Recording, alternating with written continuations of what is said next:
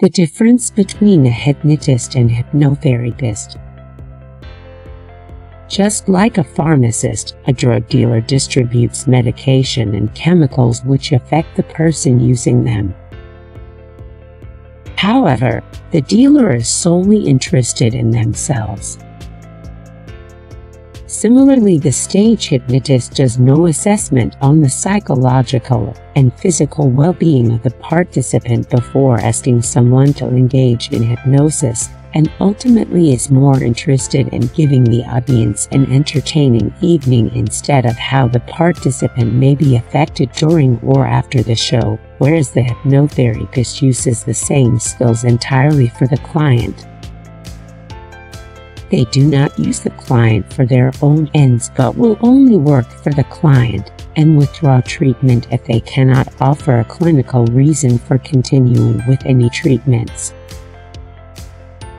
A stage hypnotist is paid to entertain the audience, to give the audience a fun evening, and to meet the expectations of the audience. The audience want to experience a fun, light evening where volunteers act foolishly whilst in trance.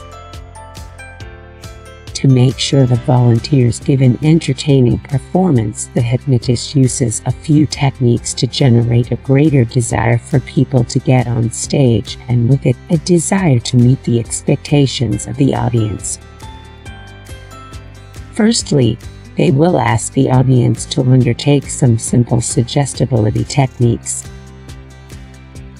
This allows the stage hypnotist to eliminate any audience members who will not be very entertaining. From here, the stage hypnotist will invite some volunteers up to the stage and will get them to compete for a limited number of places on stage. Those using stage hypnosis have been known to use some underhand ways to get people to make the stage hypnotist look good. Paul McKenna cites a story of when a stage hypnotist discreetly said to a volunteer that he would give him PS50 for giving a great performance. At the end of the show, he told him in the audience that when you wake up you will be convinced that I owe you 50 pounds and you will get more annoyed and insistent about it. In stage hypnosis, to raise the compliance of those selected to go on stage, hypnotists can set the stage out so that there are fewer spaces on stage than people selected, so already people are being invited to compete. Hypnotists can also tell people that boring people will be rejected as it would spoil everyone's evening, and that people have paid a lot of money tonight, and if you don't want people to think you are boring, you need to be entertaining. The focus on entertainment has resulted in some hypnotists being sued for failing to keep the volunteers safe whilst on stage. These approaches demonstrate that hypnotists, unlike hypnotherapists, have a focus on entertainment and not the well-being of those being hypnotized. With hypnotherapy, it is the client who chooses the hypnotherapist, not the other way around, whilst therapists will only refuse to treat patients where there is an ethical reason for not treating a client.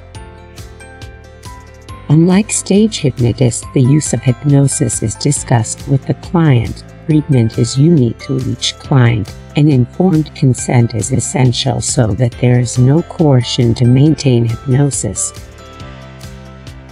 The hypnotherapist should explain the process, giving as much time to the client's needs as is necessary, encourage the client to withdraw if the treatment is not something they want to continue with, and focus on building a positive, trusting and respectful relationship such that the client has the best possibility of treatment outcomes.